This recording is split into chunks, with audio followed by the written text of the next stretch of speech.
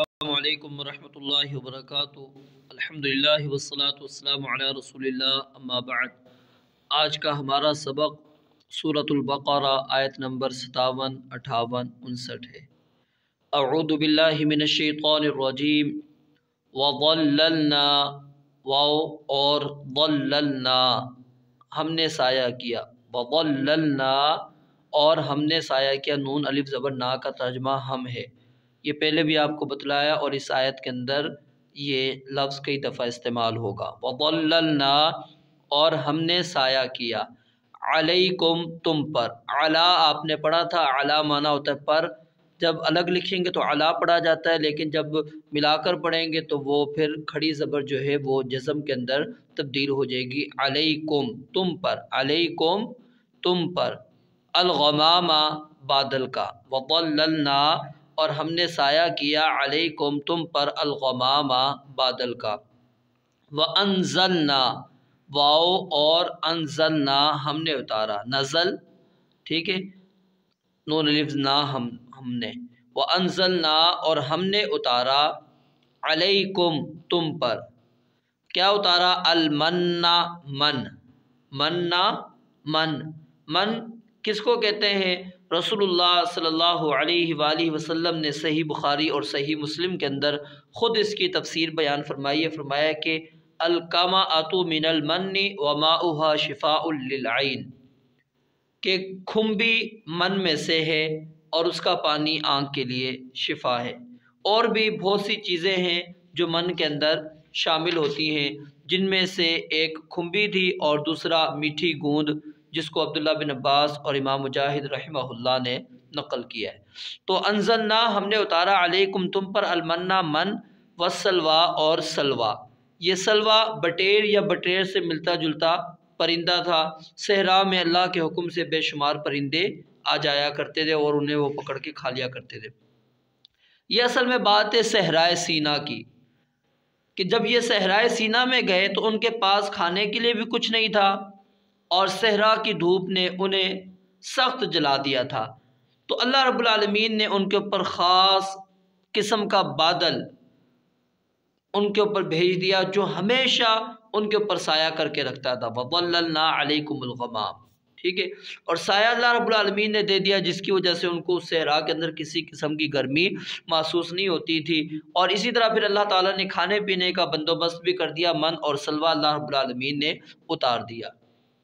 کلو، کھاؤ، کلو، کھاؤ، یہ حکم کا صیغہ ہے۔ کلو، کھاؤ، من طیبات، پاکیزہ چیزوں میں سے۔ طیبات پاکیزہ، من سے۔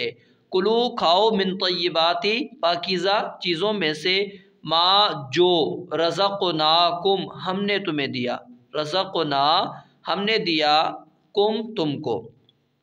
وما، اور نہیں، وما، اور نہیں، ظلمونا، انہوں نے ظلم کیا ہم پر۔ وما، اور نہیں، ظلمو، انہوں نے ظلم کیا نہ ہم پر۔ ولیکن، اور لیکن، کانو، وہ تھے، کانو، وہ تھے، انفسہم، اپنے آپ ہی پر، یظلمون، ظلم کرتے۔ یعنی اللہ رب العالمین فرماتے ہیں ہم نے ان کو اتنا بڑا ان کے اوپر احسان کیا کہ ان کے اوپر مسلسل بادل رہتا جو ان کو سایہ دیتا۔ پھر من اور سلویٰ ہم نے اتار دیا، اور ہم نے کہا کہ اس صحرا میں رہ کر کھاؤ جو ہم نے تمہیں پاکیزہ دیا ہے۔ لیکن اللہ رب العالمین فرماتے ہیں انہوں نے وہاں پر بھی اللہ رب العالمین کے حکم کو نہیں مانا، بلکہ انہوں نے ظلم کیا ہم پر۔ وہ سمجھتے یہ تھے کہ ہم پر ظلم کر دیا، لیکن اللہ نے فرمایا وما ظلمونا، انہوں نے ہم پر ظلم نہیں کیا، لیکن اپنے آپ پر وہ خود ہی ظلم کر رہے ہیں۔ یعنی انسان کوئی بھی اللہ کی اگر نافرمانی کرے گا، اللہ کی اطاعت نہیں کرے گا، تو اس کے اندر اللہ رب العالمین کا تو کچھ نہیں جا رہا نا۔ جیسا کہ وہ بڑی معروف روایت آپ نے کئی دفعہ سنی بھی ہوگی کہ نبی علیہ الصلوۃ والسلام نے فرمایا کہ اگر پوری کائنات عبادت گزار بن جائے، ایک بھی ان کے اندر نافرمان نہ ہو، تو میری بادشاہت کے اندر ایک قطرہ پانی جو سوئی کے ساتھ لگتا ہے نا، ایک بالکل اتنا پانی، اتنی بھی میری بادشاہت کے اندر اضافہ نہیں ہوگا۔ اور اگر ساری نافرمان ہو جائے تو میری بادشاہت کے اندر اتنی بھی کمی ہونے والی نہیں۔ تو اللہ رب العالمین تو الغنی، بے پرواہ ہے، الصمد، اللہ کو تو ان چیزوں کی ضرورت ہی نہیں، یہ تو اللہ تعالیٰ نے ہمارے لیے عمل رکھا ہے تاکہ ہم عمل کر کے کل قیامت والے دن جنتوں کو حاصل کر سکیں۔ وَإِذْ اور جب قُلْنَا ہم نے کہا ادخلوا داخل ہو جاؤ هذه القرية اس بستی میں، هذه القرية اس بستی میں۔ اب اس بستی سے مراد کون سی بستی یعنی یہ شہر کون سا ہے؟ تو بعض مفسرین نے اس سے اریحا شہر مراد لیا ہے، لیکن یہ بات درست نہیں ہے کیونکہ اس وقت بنی اسرائیل بیت المقدس کی طرف جا رہے تھے اور اس راستے پر اریحا بستی نہیں آتی۔ اور بعض نے اس شہر سے مراد فرعون کا جو شہر تھا یعنی مصر وہ مراد لیا ہے، تو یہ بھی بات درست نہیں ہے۔ صحیح ترین بات یہ ہے جس کا تذکرہ اللہ تعالیٰ نے سورہ مائدہ آیت نمبر 21 کے اندر کیا ہے، یا قوم ادخلوا الارض المقدسۃ التی کتب اللہ لکم، کہ اس سے مراد بیت المقدس ہے، نہ کہ اریحا اور نہ ہی مصر۔ اب پھر یہاں پر ایک اشکال پیدا ہوتا ہے کہ بیت المقدس جو ہے وہ تو سیدنا موسیٰ علیہ السلام کی زندگی میں فتح ہی نہیں ہوا، تو پھر یہاں تو اللہ رب العالمین نے کہا کہ تم اس کے اندر داخل ہو جاؤ، تم کھاؤ پیو جہاں سے اور سجدہ کرتے ہو چلے جاؤ، تو یہاں پر پھر اللہ رب العالمین نے یہ جو بات کی تو اس کا مقصد کیا ہے؟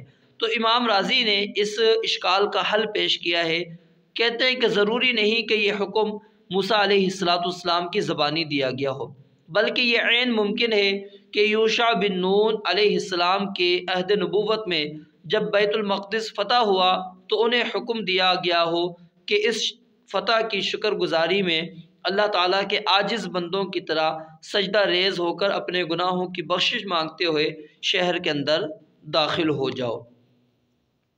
فَكُلُوا پس کھاؤ مِنْہا اس میں سے، حَيْثُ شِئْتُمْ جہاں سے تم چاہو، حَيْثُ شِئْتُمْ جہاں سے تم چاہو، رغدن کھلا یعنی وافر مقدار میں، وَدْخُلُوا اور داخل ہو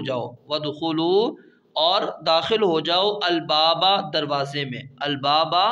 دروازے میں، سجدن سجدہ کرتے ہوئے، وقولوا اور کہو حطۃ بخش دے، نغفر ہم بخش دیں گے لکم تمہیں، خطایاکم تمہاری خطائیں تمہاری غلطیاں ہم بخش دیں گے، وسنزید اور ہم جلد ہی زیادہ دیں گے، وا اور سین معنی جلد، نزید ہم زیادہ دیں گے، وسنزید اور جلد ہی ہم زیادہ دیں گے، المحسنین نیکی کرنے والوں کو۔ یعنی یہاں پر اللہ رب العالمین نے حکم کیا دیا کہ تم اس بستی کے اندر داخل ہو جاؤ اور بستی میں جانے کے بعد جو کچھ جہاں سے کھانا چاہتے ہو کھاؤ، تمہارے لیے حلال ہے، لیکن کیا ہے من طیبات پاکیزہ چیزوں میں سے کھانا ہے، اور دروازے سے داخل ہونا ہے۔ نمبر 1 داخل کس طرح ہونا ہے؟ سجدہ کرتے ہوئے، اور حطۃ کہتے ہوئے تم نے کہنا ہے کہ اللہ ہمیں معاف کر دے، ہم تمہاری خطاؤں کو معاف کر دیں گے۔ لیکن انہوں نے کیا کیا؟ اگلی آیت کے اندر اللہ رب العالمین فرماتے ہیں فبدلا پھر بدل دیا الذین ان لوگوں نے، ظلموا جنہوں نے ظلم کیا، کس کو بدل دیا؟ قولاً بات کو، یعنی جو کہا گیا تھا نا کہ حطۃ کہنا، تو انہوں نے کیا کہنا شروع کر دیا؟ حبۃ فی شعرۃ، کہ ہمیں دانا چاہیے بالی میں، ہمیں معافی نہیں چاہیے، ہمیں بالی میں دانا چاہیے، تو انہوں نے یہ قول تبدیل کر دیا۔ غیر الذی اس کے خلاف جو قیلا کہی گئی تھی لہم انہیں، یعنی کہ تم نے یہ کہنا لیکن انہوں نے اس کے علاوہ کہا۔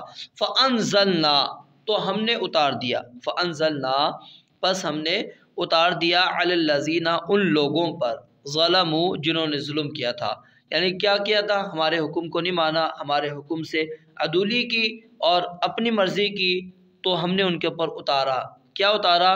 رجزن ایک عذاب، اور وہ عذاب کیا تھا؟ طاعون، جس کی وضاحت صحیح بخاری کے اندر موجود ہے اور صحیح مسلم کے اندر بھی موجود ہے کہ جو سب سے پہلے بنی اسرائیل کے اوپر عذاب اتارا گیا تھا وہ کیا تھا؟ یہی تھا طاعون والا عذاب۔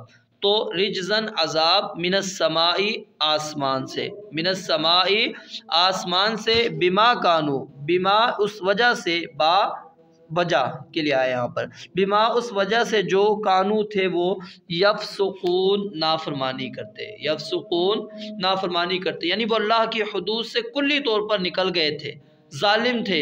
اللہ رب العالمین نے اس لیے ان کے اوپر کیا ہے؟ عذاب کو نازل کیا ہے۔ رب العالمین سے دعا ہے اللہ تعالیٰ سمجھنے اور عمل کرنے کی توفیق عطا فرمائے۔ وآخر دعوانا ان الحمد للہ۔